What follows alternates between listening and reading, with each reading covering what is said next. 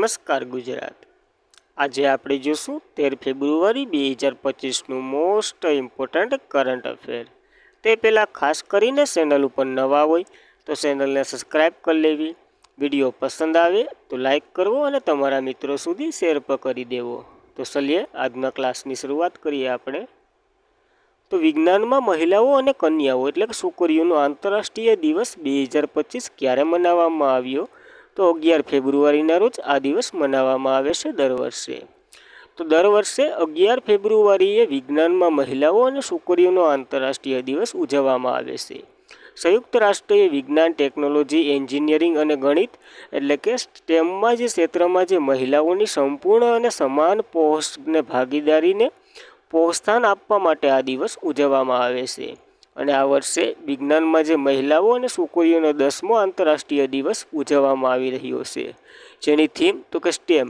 Stem એટલે science, technology, engineering અને mathematics. કારકિર્દીને એપન્ન કરવી અને વિજ્ઞાનમાં તેણીનો અવાજ છે એટલે કે મહિલાઓનો અવાજ છે, એવી થીમ સાથે આ વખતે 10મો આંતરરાષ્ટ્રીય વિજ્ઞાન દિવસ ઉજવવામાં આવ્યો। યાદ રાખવું, જ્યારે 11 ફેબ્રુઆરીએ સુરક્ષિત ઇન્ટરનેટ દિવસ અને દાણચોરીનો વિરોધી દિવસ પણ ઉજવવામાં આવે છે। તો યાદ રાખવા આ 3 દિવસો। ત્યારબાદ ફેબ્રુઆરીના દિવસો જોઈ લઈએ તો 1 ફેબ્રુઆરીએ ભારતીય કોસ્ટગાર્ડ ફોર્સનો ડે, 49મો સ્થાપના દિવસ ઉજવ્યો। 2 ફેબ્રુઆરી વિશ્વ વેટલેન્ડ દિવસ। 4 ફેબ્રુઆરી વિશ્વ કેન્સર દિવસ। 10 ફેબ્રુઆરી વિશ્વ કઠોળ દિવસ। 10 ફેબ્રુઆરીએ રાષ્ટ્રીય કૃમિનાશક દિવસ અને આંતરરાષ્ટ્રીય એપિલેપ્સી દિવસ પણ ઉજવ્યો, કારણ કે જે ફેબ્રુઆરીના બીજા સોમવારે ઉજવવામાં આવે છે એપિલેપ્સી દિવસ। તો ખાસ આ દિવસો પણ આની સાથે યાદ રાખવા। ત્યારબાદ ગ્લોબલ લીડ ગ્રીન બિલ્ડિંગ્સ 2025માં ભારતને કેટલામો ક્રમ મળ્યો છે? તો ભારતને 3જો ક્રમ મળ્યો છે અને સતત 3 વર્ષથી ભારત 3જો ક્રમ લેતું આવ્યું છે। તો ગ્લોબલ જે યુએસ ગ્રીન બિલ્ડિંગ્સ કાઉન્સિલના વાર્ષિક રેન્કિંગમાં ભારતને ફરી એકવાર વૈશ્વિક સ્તરે 3જું સ્થાન મેળવ્યું, જેમાં સૌથી વધારે લીડ પ્રમાણિત green buildings 8.50 million gross square જે મીટરમાં પ્રમાણિત જગ્યાને આવરી લેતા 370 પ્રોડક્ટ સાથે ભારતને 3જું સ્થાન મળ્યું છે।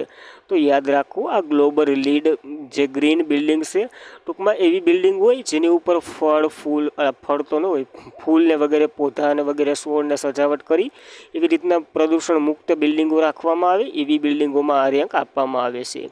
પહેલા નંબર ઉપર ચીન છે, કેનેડા, ત્યારબાદ ભારત સતત 3જા વર્ષથી 3જા નંબર ઉપર જ છે લગાતાર। તો યાદ રાખવું। જ્યારે લીડની વાત કરીએ તો leadership in energy and environment design એનું ફૂલ ફોર્મ થાય છે।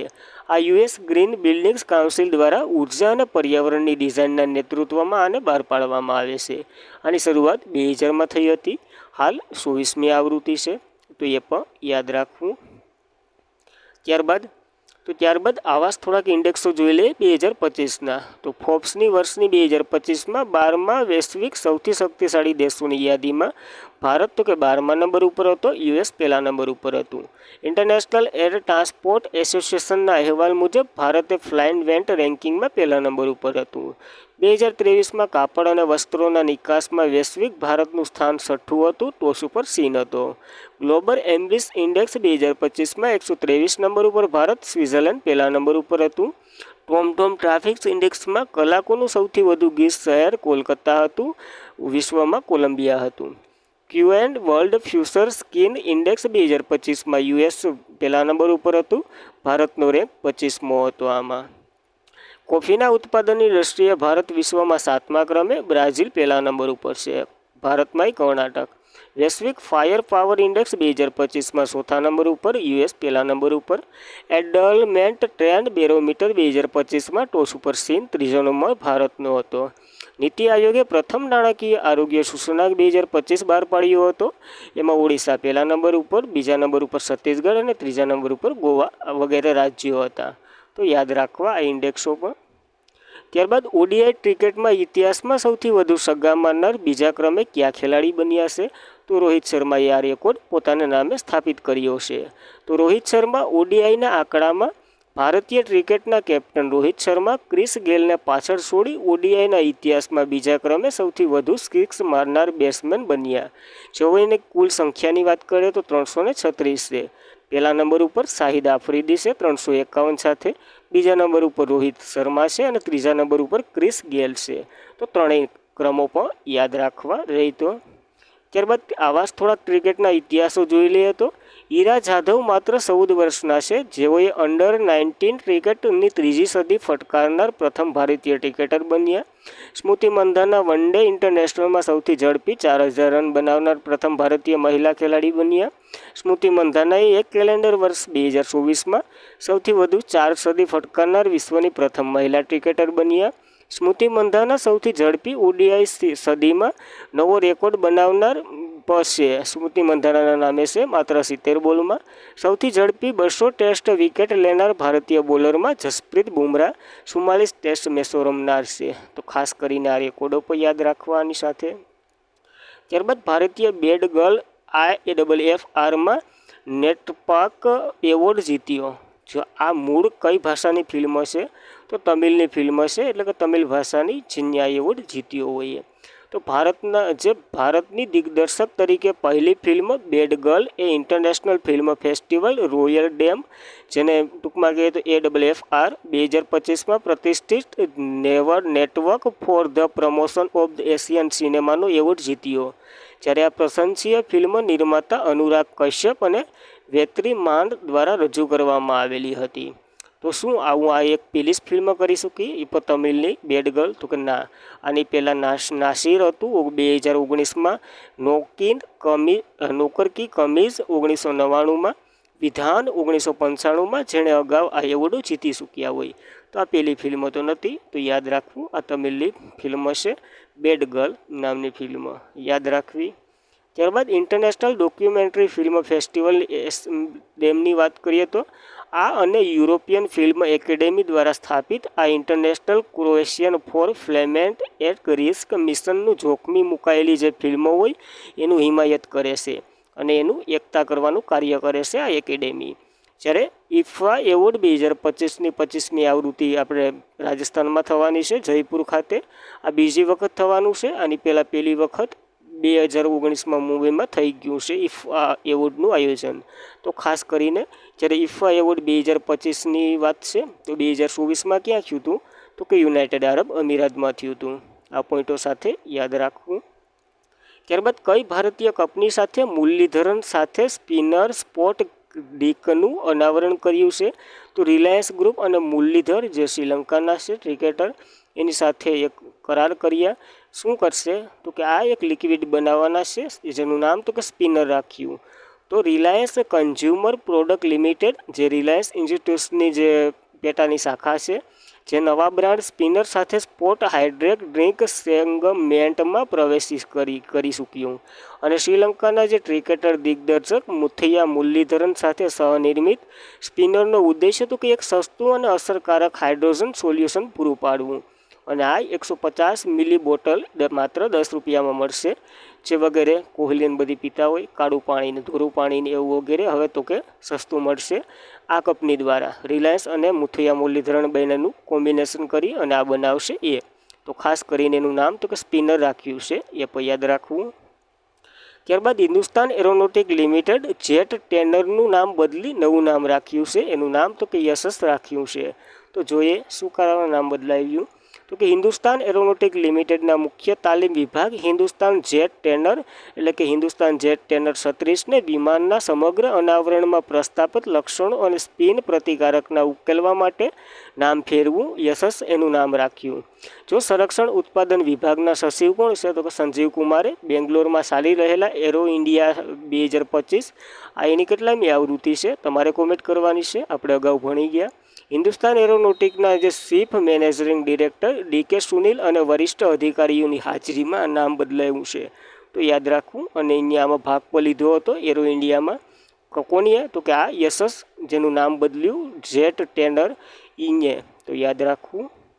જ્યારે હિન્દુસ્તાન એરોનોટિક લિમિટેડની વાત કરીએ તો એની રચના 1948માં થઈ હતી. મુખ્ય મથક બેંગ્લોરમાં આવેલું છે.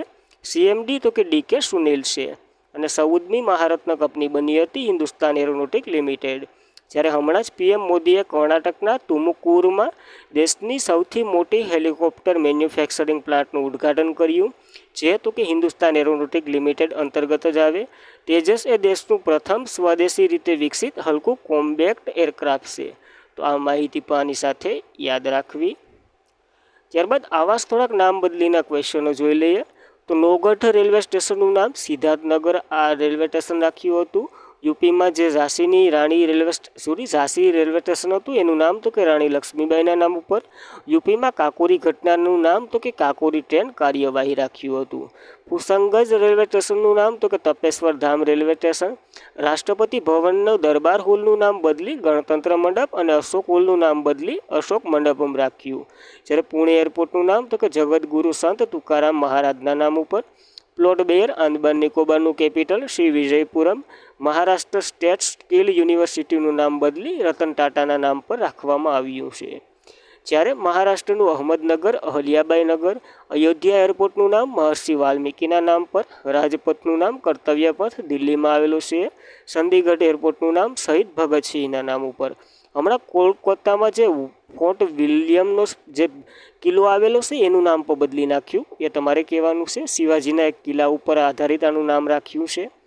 ત્યારબાદ કયા દેશના જે વૈશ્વિક લક્ષ્ય કરતાં પણ 3 વર્ષ પહેલાં 2027 સુધીમાં લિમ્ફેટિક ફાઇરિયાસિસને નાબૂદ કરવાનું લક્ષ્ય નિર્ધારિત કર્યું છે? તો આ ભારતે કર્યું છે. હવે લિમ્ફેટિક ફાઇરિયાસ શું છે? તો કે હાથીપગો, જેને ગુજરાતીમાં કહેવાય એ રોગ છે.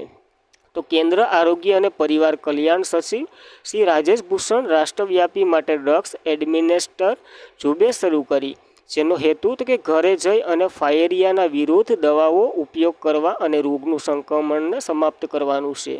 ખાસ કરીને આ 10 ફાયેરિયાગ્રસ્ત રાજ્યો છે એમાં જ આ કાર્યવાહી કરવામાં આવશે, આખા આખા ભારતમાં નહીં. આ કાર્યક્રમ માનનીય આરોગ્ય મંત્રી છે આપણા મનસુખભાઈ માંડવિયા તરફથી 2027 સુધીમાં ફાયેલુરિયાને નાબૂદ કરવાનો છે. આ ઉદ્દેશ્યની જબરદસ્ત સમર્થન મળ્યા 1 મહિના પછી આ અભિયાનની શરૂઆત કરવામાં આવી છે, જે વૈશ્વિક લક્ષ્ય કરતાં 3 વર્ષ મોટું છે. તો હવે વિશ્વનું લક્ષ્ય કયું હશે? તો 2030 સુધીનું છે ફાયોરિયાને નાબૂદ કરવાનો. તો યાદ રાખવું, આ હાથીપગા નામનો દેશ રોગ જે આ 10 રાજ્યોની વાત કરી તો એક વખત જોઈ લઈએ, કારણ કે આમાં ગુજરાત ક્યાંય નથી. બિહાર, છત્તીસગઢ, ઝારખંડ, મહારાષ્ટ્ર, ઉત્તર પ્રદેશ, પશ્ચિમ બંગાળ, કર્ણાટક, ઓડિશા, મધ્યપ્રદેશ અને આંધ્રપ્રદેશ આ વગેરેમાં વધારે કેસો ધરાવે છે, એટલે ત્યાં અભિયાન પણ શરૂ કરવામાં આવ્યું છે. અભિયાનનું નામ ખાસ કરીને યાદ રાખવું, માસ ડ્રગ એડમિનિસ્ટર. તો રાષ્ટ્રવ્યાપી છે આ. જ્યારે લિમ્ફેટિક ફાયોરિયાની વાત કરીએ તો સામાન્ય રીતે એના હાથીપગો અથવા તો લાકડીઓ ટો તરીકે ઓળખવામાં આવે છે. આ રોગ ગોળ વીંટળાયેલા અને દોર જેવા પરોવજીવી નોમાટોક્સથી થાય છે અને ફિલેરિયા ઓએસમાં પરિવારિત છે, એટલે કે પેઢી દર પેઢી હાલ્યું આવે છે. તમે 9મા કે 10મા ધોરણમાં એક ઇમેજ આવે એ પણ જોતા હશો. હાથીપગોનું એક પગ ફૂજેલો હોય, એક હાવ નોર્મલ ટાઈપનો હોય, એને હાથીપગો કહેવામાં આવે છે. તો યાદ રાખવું આ પોઈન્ટો પર. ત્યારબાદ ભારતના ટાર્ગેટો જોઈ લઈએ થોડા, કારણ કે ભારતે મલેરિયા મુક્ત બનવાનું લક્ષ્ય 2030નું છે. ભારતે ટીબી મુક્ત બનવાનું લક્ષ્ય 2025નું છે. ભારત માટે નેટ શૂન્ય કાર્બન ઉત્સર્જનનું લક્ષ્ય તો કે 2070નું છે. ભારત માટે ઉર્જા સ્વાતંત્ર્ય બનવાનું લક્ષ્ય 2047નું છે.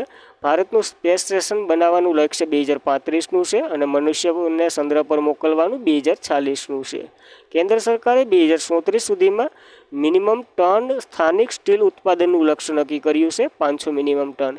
જ્યારે રાજસ્થાન 2030 સુધીમાં સુપ્રીમ કોર્ટના કહેવા મુજબ બાળ લગ્નને નાબૂદ કરવાનું લક્ષ્ય નક્કી કર્યું છે.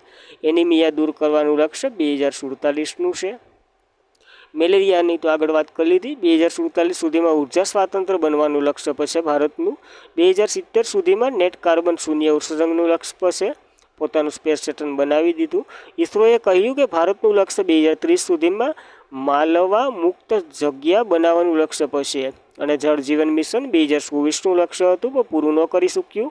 હું તો કે હર ઘર નળ કનેક્શન પૂરું ન થયું, એટલે 2028 આવી રીતના જ ટાઢાપોરના મૂકી દઈ લક્ષ્યો. કોઈક પૂરા થાય, કોઈક નોપો થાય. તો સાબ FFW સંરક્ષણ પ્રોજેક્ટમાં 100% FDI મેળવનાર ભારતીય પહેલી કંપની કઈ બની? અને આ કંપની પહેલી કંપની બની છે, પણ કયા દેશની કંપની છે આ? તો કે સ્વીડનની કંપની છે. પહેલી બની છે સાબ. તો ભારતે સ્વીડનની સાબને નવો રેકોર્ડ ઉત્પાદન પ્લાન્ટો છે એ વિકસાવવા માટે પરવાનગી આપી. અને આ પહેલવાર હતું કે જ્યારે કોઈ પણ કંપની સંરક્ષણ ઉદ્યોગમાં 100% FDI નહોતું મળ્યું. હવે FDIનું ફૂલ ફોર્મ મારે ન કહેવાનું હોય, તમારે કોમેન્ટ કરી દેવાનું હોય. 500 કરોડ રૂપિયાથી ઓછા મૂલ્યમાં FDI વિનંતીને ગયા મહિને મંજૂરી આપી. ત્યારબાદ તો કે સ્વીડનની આ સાબ કંપની છે એ ભારતમાં પોતાના પ્લાન્ટો નાખશે છે. અચ્છા, ઓફિશિયલી જાહેર નથી થયું. એક રાજ્યને પસંદ કરવામાં આવ્યું છે. હવે અહીંયા નખાય તો અહીંયા આપણે ભણશું. ખાલી હવામાં ગોલાબાજી નથી કરવી. જ્યારે ભારતે લક્ષ્ય ક્ષેત્રમાં FDIને સક્રિય પ્રોત્સાહન આપવા માટે 2001માં ઓટોમેટિક રૂટ મહત્ત્વ 26%થી વધારી 49%, ત્યારબાદ 2016માં 70% કરી દીધું હતું. હાલ FDI 100% છે અને આવું કરનાર આ પ્રથમ કંપની બની છે. તો યાદ રાખવી. સ્વીડનની વાત કરીએ તો કેપિટલ સ્ટોકહોમ છે. સરળ તો કે સ્વીડનની કોણ છે? તો ખાસ કરીને સ્વીડન વિશે એટલી માહિતી યાદ રાખવી. ત્યારબાદ કયા દેશના અવકાશ યાત્રીઓ કૃત્રિમ પ્રકાશસંશ્લેષણની ઉપયોગ કરી અવકાશમાં રોકેટ અને ઇંધણને બંનેને ભેગા કરી અને ઓક્સિજનનું ઉત્પન્ન કર્યું? તો આવું આપણા સાઈ નવારા જ હોય, બીજા કોઈ ન કરી શકે. તો ટિવાંગોન સ્પેસ સ્ટેશન પર સવાર ચીનના જે સ્ટેનસ્ટોક 19 નામનું ક્રૂઝ છે એને કૃત્રિમ પ્રકાશસંશ્લેષણની ટેકનોલોજીમાં મદદમાં પ્રથમ વખત ઓક્સિજન રોકેટ ઇંધણમાં ઘટકો બનાવ્યા છે. એટલા માટે ચીને પ્રથમ વખત ઓક્સિજન ઉત્પન્ન કર્યું એ પણ કૃત્રિમ રીતે, એવું પણ યાદ રાખી શકો પ્રકાશસંશ્લેષણની ક્રિયા કરીને. તો કુએ ટેકનોલોજીનું પ્રથમ વખત ભ્રમણકક્ષામાં પ્રદર્શન સફળતાપૂર્વક કર્યું, જેનીથી 2030 પહેલાં ચંદ્ર પર ક્રૂ ઉતારતા સહિત ભવિષ્યમાં અવકાશના સંશોધન માર્ગ મોકળો થયો છે આના લીધે. તો યાદ રાખવું આ પણ. જ્યારે પ્રકાશસંશ્લેષણની ક્રિયા મારે ન સમજાવવી પડે તો પણ થોડુંક જોઈ લઈએ. એક એવી પ્રક્રિયા જે સૂર્યના ઉર્જા ઉત્પન્ન કરી કાર્બન ડાયોક્સાઇડનું કાર્બન સંયોજકમાં નિર્માણ કરે, ખાસ કરીને સકરાણમાં નિર્માણ કરે, એ રૂપાંતર કરે. હવે આવું કોણ કરે? તો કે વનસ્પતિ વગેરે કરી શકે છે, છોડ ને વગેરે જે પ્રકાશસંશ્લેષણની ક્રિયા કરતા હોય એ બધી. હવે ચાઇનાની વાત કરીએ તો કેપિટલ બેઇજિંગ છે. સરળ તો કે રેમિંગ બસે. રાષ્ટ્રપતિ શી જિનપિંગ છે. તો યાદ રાખવી આ માહિતી પર ચાઇના વિશે. ત્યારબાદ કયા દેશમાં હિંસાનો સામનો કરવા માટે શેતાન શિકાર ઓપરેશન શરૂ કરવામાં આવ્યું છે? તો બાંગ્લાદેશે શેતાન શિકાર નામનું ઓપરેશન શરૂ કર્યું છે. તો મુખ્ય સલાહકાર મુહમ્મદ યુસુફના જે નેતૃત્વ હેઠળ અટાણે બાંગ્લાદેશ હાલે છે કાર્યકારી શાસનમાં, વર્ષગાળાની સરકારમાં, જેને ઓપરેશન ડેવિડ હન્ટ શરૂ કર્યું, જે દેશવ્યાપી કાર્યવાહી કરવા આવી છે, જેમાં આગામી લિંગના જે નેતાઓ છે, હવે અવામી લીગ એટલે જે શેખ હસીનાની જે પાર્ટી હતી એનું નામ છે અવામી લીગ, જેની મિલકતોના નિશાનો બનાવ્યો અને વધારે હિંસાને રોકવા માટે 13,000થી પણ વધારેને ધરપકડ કરી અને બંધ કરી દીધા. એટલા માટે આ ઓપરેશન ડેવિડ હન્ટ અથવા તો શેતાની શિકાર નામનું ઓપરેશન શરૂ કરવામાં આવ્યું છે. તો ખાલી એટલું જ યાદ રાખવાનું છે. બાંગ્લાદેશની વાત કરીએ તો કેપિટલ ઢાકા છે. સલન ટાકા છે. PM તો હાલ કોઈ નથી, કારણ કે જે બેન હતા એ ભાગી ગયા. પ્રમુખ તો કે મોહમ્મદ શહાબુદ્દીન છે. તો ખાસ કરીને વચગાળાની સરકાર છે, યાદ રાખવું. અને આજના માટે એટલું જ હતું. ખાસ કરીને મિત્રો વિડીયો પસંદ આવે લાઇક કરવો, તમારા મિત્રોને શેર કરવો, અને ચેનલ પર પ્રથમ વખત હોય, માહિતી પસંદ આવતી હોય તો સબસ્ક્રાઈબ પણ કરી લેવી યાર, કોકનું ભણું થઈ જાય. તો યાદ રાખવું. Thank you for watching this video. જય હિન્દ, જય ભારત.